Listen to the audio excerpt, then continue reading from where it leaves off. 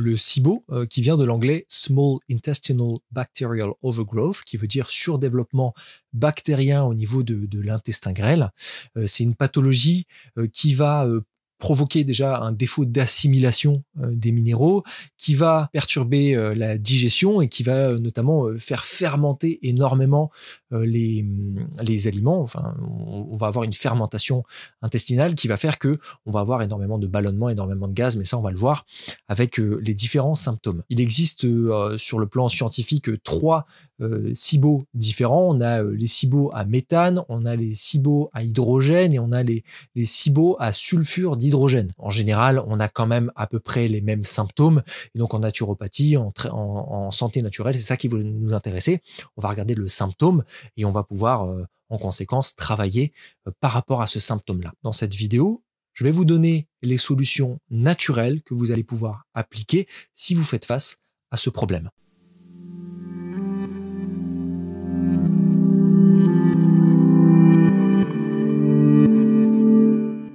Pour commencer, quels sont les symptômes de cette pathologie? Peut-être que vous êtes concerné sans même le savoir. Déjà, il y a énormément de gaz, de ballonnement après chaque repas. On a vraiment une sensation très très désagréable au niveau du ventre. On a la sensation de mal digérer. Ça, c'est assez caractéristique du SIBO. Donc le SIBO, il est au niveau c'est l'intestin grêle que ça caractérise.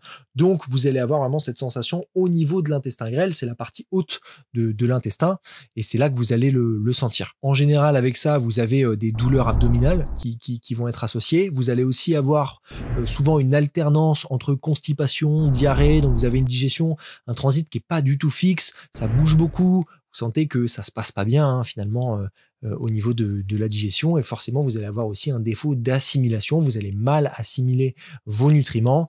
Vous allez donc probablement vous dénutrir petit à petit parce que justement, votre corps va pas réussir à tirer le meilleur de ces éléments-là. Pourquoi? Parce que c'est au niveau de l'intestin grêle qu'on assimile les nutriments, une grande partie des nutriments.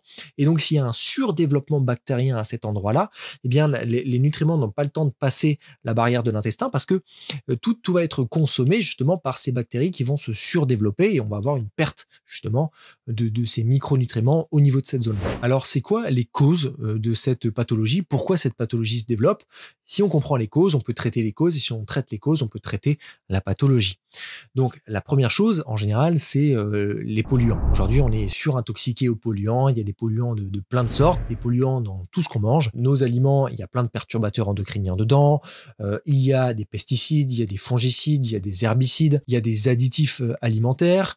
Au niveau de notre eau, il y a des polluants dans notre eau. Aujourd'hui, on sait qu'il y a des perturbateurs endocriniens, il y a des résidus d'hormones, il y a des résidus de médicaments, il y a des choses qui ne devraient pas se trouver dans l'eau parce que nos eaux, elles sont recyclées, traitées, mais pas suffisamment traitées. Donc ça, évidemment, ça nous touche. Ça va où? Ça va au niveau du système digestif. Le système digestif, il est touché par ça, puisque, évidemment, c'est des éléments qui viennent l'intoxiquer, le perturber, qu'il va falloir éliminer.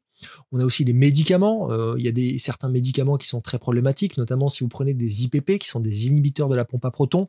C'est en général les médicaments qu'on donne en cas de reflux gastrique.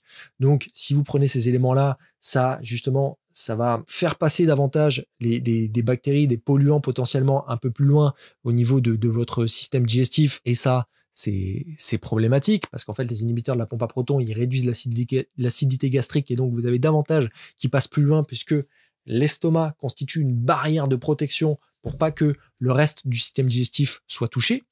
Donc ça, c'est un problème aujourd'hui. Sinon aussi, il y a une autre cause qui est un peu mécanique, c'est la constipation chronique. La constipation, j'ai fait plein de vidéos sur le sujet. Il y a plusieurs causes à la constipation. Je vous mettrai une vidéo juste là si ça vous intéresse. Mais la constipation fait que les aliments restent plus longtemps dans le tube digestif et donc ils ont plus tendance à fermenter parce que ils restent plus longtemps. Donc les bactéries, elles vont les consommer et ça peut mener à une surprolifération bactérienne, bien que selon moi, ce n'est pas la cause numéro 1 du développement d'un SIBO.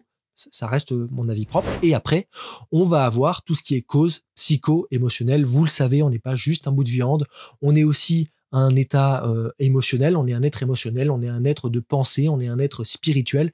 Il y a énormément de couches qui impactent notre corps physique. Ça, je vous l'explique très, très souvent pour ces causes psycho-émotionnelles. Et en conséquence, vos émotions, vos pensées vont impacter votre corps physique. Le stress chronique, c'est en général une pression monumentale qui est appliquée sur le système digestif. Le stress, on le ressent au niveau des intestins. Quand on est stressé, on a mal au ventre. Le stress chronique, ça, c'est vraiment une cause, surtout s'il est chronique et important, une cause de SIBO possible. Ensuite, vous avez aussi le sentiment d'envahissement qui pourrait être une cause sous-jacente également. Si vous vous sentez envahi au niveau de votre vie, de manière générale, ça peut être une cause également, puisque l'envahissement, il est représenté au niveau de votre tube digestif par l'envahissement bactérien. Il y a une surprolifération bactérienne et cet envahissement pourrait être représenté par ça. Mais encore plus loin, la cause à laquelle je l'attribue le plus personnellement, c'est la difficulté à lâcher prise. Il y a une situation qu'on n'arrive pas à assimiler. Je prends l'organe. Je prends donc l'intestin grêle. L'intestin grêle, quelle est sa fonction physique? Sa fonction physique, c'est assimiler les éléments micronutritionnels assimilés. Donc, sur le plan figuré, je n'arrive pas à assimiler une situation dans ma vie. Je suis en résistance par rapport à une situation. Ça passe pas. Et donc, comme ça passe pas, il y a surprolifération bactérienne pour me signaler qu'il y a un problème dans cette zone-là. Ça ne passe pas.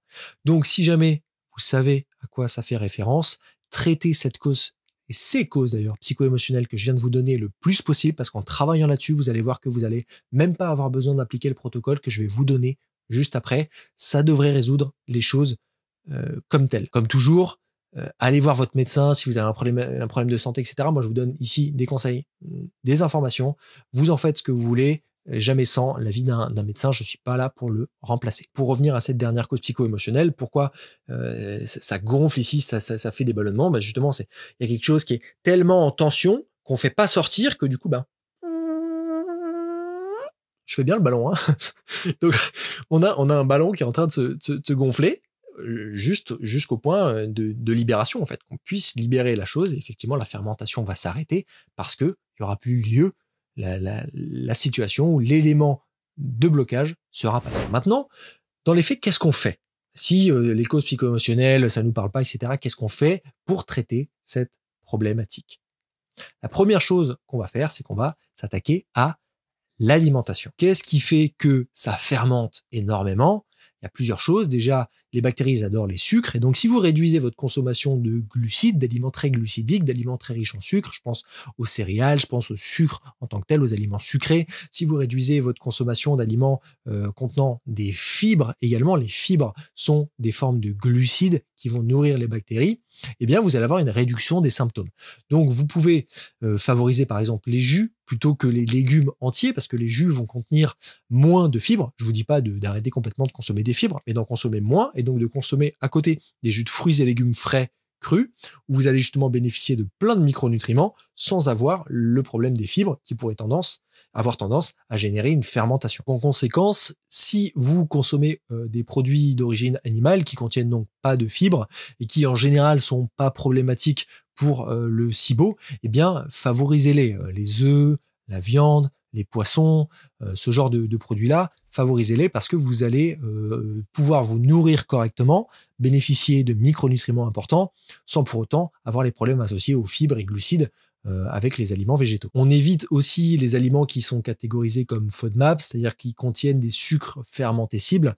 Ça, on essaie de les éviter tant que possible parce que voilà, ces sucres-là, on sait qu'ils, de manière générale, produisent du gaz. Donc, si en plus on est dans un contexte de SIBO, là, en général, on est très très gêné par les aliments qui contiennent des FODMAPs. Donc, est-ce que ça veut dire qu'il faut les enlever à jamais? Non, ça veut dire qu'il faut les enlever momentanément pour réduire les symptômes jusqu'à ce que justement vous ayez passé un cap et que vous vous sentiez beaucoup mieux et que votre organisme ait eu le temps de se réparer. Et on va voir un petit peu plus loin comment faire ça. Petite note avant d'aller plus loin, sachez que dans ce contexte-là de SIBO, en première étape, la prise de prébiotiques et de probiotiques, ça peut aggraver vos symptômes. Si aujourd'hui vous prenez des probiotiques et prébiotiques parce que vous avez un problème intestinal et vous dites ça va le régler, dans le cas du SIBO, ça peut faire pire que bien. Voilà. Donc, faites attention avec ces prises-là. Maintenant, comment on fait pour aller plus loin, pour réduire cette prolifération bactérienne, je vais vous proposer un petit protocole en 4 étapes. La première étape, ça va être une étape antibactérienne. On va essayer de réduire la population bactérienne dans cet endroit-là qui ne devrait pas être aussi développé. La deuxième phase, c'est le soutien digestif. On va essayer de favoriser une bonne digestion, une bonne motilité intestinale pour déplacer les aliments correctement, pour que ça se meuve correctement au niveau de vos intestins. Ensuite, dans un troisième temps, une troisième phase, on va essayer de produire une réparation intestinale. Là, en général, ça crée des inflammations, ce SIBO, et donc vous avez potentiellement les intestins qui sont irrités, les intestins qui sont la barrière intestinale qui est fragilisée, et donc on va avoir dans ce protocole-là une réparation au niveau des intestins à travers, on va le voir, notamment des acides aminés intéressants. Et enfin, la dernière étape, ça va être de rééquilibrer le microbiote pour retrouver un microbiote fonctionnel et un système digestif fonctionnel. Sachez qu'en parallèle de tout le protocole que je vais vous donner, vous pouvez aussi prendre de l'argile à boire en parallèle, ou d'ailleurs du charbon actif si jamais vous souhaitez réduire les gaz. Voilà, en général, ça attrape tout ce qui est gaz, et donc vous allez limiter ces problèmes-là si vous prenez de l'argile. En plus, d'ailleurs, l'argile va avoir une fonction d'aider à réparer la muqueuse intestinale, donc ça peut être très très intéressant. Peut-être un petit peu plus tard, d'ailleurs, sur les phases de réparation intestinale.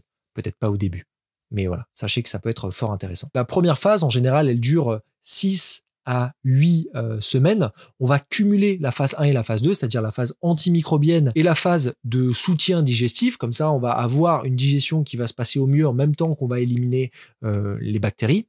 Donc, pour avoir cet effet antimicrobien, il y a notamment deux plantes, 2 éléments qui sont très intéressants. C'est l'huile d'origan, qui va avoir un très bon effet, et la berbérine. La berbérine est très intéressante pour réduire cette population bactérienne. Ça va avoir un effet qui va être très intéressant au niveau de l'intestin grêle. En plus de ça, la berbérine, elle a pour effet de dégrader les biofilms. Les biofilms, c'est quoi? C'est une sorte de bouclier protecteur que forment les bactéries autour d'elles pour résister.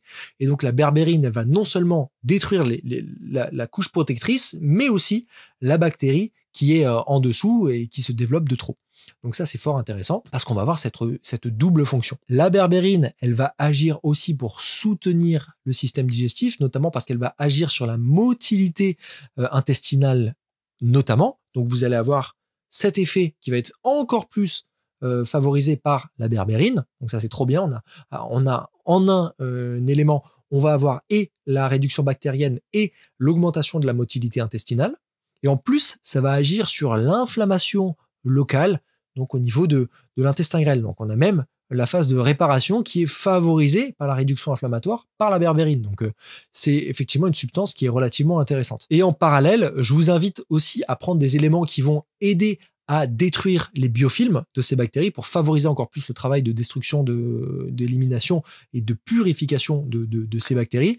Il y a une enzyme notamment qui est intéressante, c'est la nattokinase. Donc c'est une enzyme qui va dégrader ces biofilms. La nattokinase, elle vient du natto japonais, qui sont des fèves de soja fermentées, et il y a cette enzyme à l'intérieur. Et donc cette enzyme, elle est fort intéressante pour dégrader les biofilms, et je vous invite à la prendre en parallèle de la berbérine ou de l'huile d'origan, selon ce que vous aurez choisi. Et pour favoriser la digestion, stimuler le système digestif, aider à la digestion, vous pouvez prendre en parallèle du gingembre frais, ou du gingembre frais en tisane, par exemple. Ça peut être très très intéressant après les repas pour favoriser une meilleure digestion, pour éviter les gaz, pour que ça se passe au mieux. Parce que le gingembre est aussi une épice carminative qui va réduire justement les gaz, les flatulences. Donc on a vraiment quelque chose de très intéressant dans le cadre de ce SIBO. Double phase, elle va durer 6 à 8 semaines, comme je vous disais, en fonction de comment vous vous sentez. Ensuite, on va passer à la deuxième phase. La deuxième phase qui va être la phase de réparation des intestins. On parlait de l'argile tout à l'heure, mais on va pouvoir utiliser un acide aminé qui est la L-glutamine, qui est excellent pour réparer la paroi intestinale. Vous en retrouvez dans les œufs notamment, mais vous pouvez le prendre aussi sous forme de complément alimentaire. C'est un acide aminé, donc une portion de protéines. Et en plus, la L-glutamine va avoir pour effet de réduire l'inflammation. Et parallèlement, si vous voulez, vous pouvez prendre aussi du zinc. Si jamais si jamais vous en manquez, ça peut justement vous aider à réparer cette muqueuse intestinale. Ça, c'est pendant 4 à 6 semaines. Et après, vous allez avoir la phase de réorganisation du microbiote intestinal, rééquilibrage du microbiote qui va arriver et qui va durer, comme la première phase, 6 à 8 semaines. Comment on va faire dans cette phase-là? On va apporter progressivement des prébiotiques, progressivement des probiotiques, écouter la réponse de l'organisme, voir qu'est-ce que ça donne, parce qu'il faudrait pas non plus que ça reparte.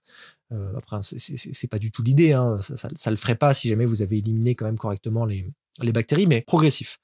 À l'écoute de son corps, on demande à son médecin un conseil par rapport justement aux souches bactériennes qui vont être correctes par rapport à notre problématique individuelle. Et là, on va avoir quelque chose de très, très pertinent. Par ailleurs, vous n'êtes pas obligé non plus de passer par des prébiotiques spécifiques, des probiotiques spécifiques.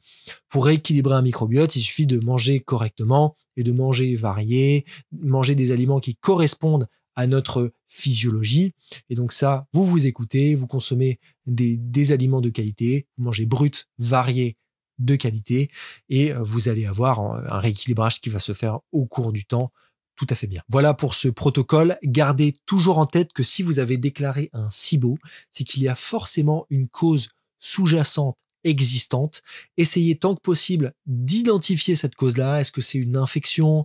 Est-ce que c'est que vous consommez effectivement des aliments qui sont très riches en toxines? Est-ce que c'est parce que vous avez une constipation lourde, chronique? Est-ce que c'est parce que vous avez justement cette cause ces causes d'ailleurs psycho-émotionnelles associées qui sont très présentes et qui vous minent aujourd'hui dans votre vie? Essayez d'identifier ça, de traiter ça, parce que si vous agissez seulement sur le symptôme avec le protocole que je vous ai donné, il est possible que ça revienne parce que les causes sous-jacentes sont toujours présentes. Voilà, j'espère que cette vidéo vous aura aidé, vous aura plu. Faites-moi vos retours dans les commentaires, dites-moi ce que vous en avez pensé. Dites-moi d'ailleurs si vous êtes dans ce cas de SIBO, si vous avez un protocole différent et qui fonctionne, mettez ça dans les commentaires, ça aidera d'autres personnes. Moi d'ici là, je vous dis à la prochaine et surtout, prenez soin de vous.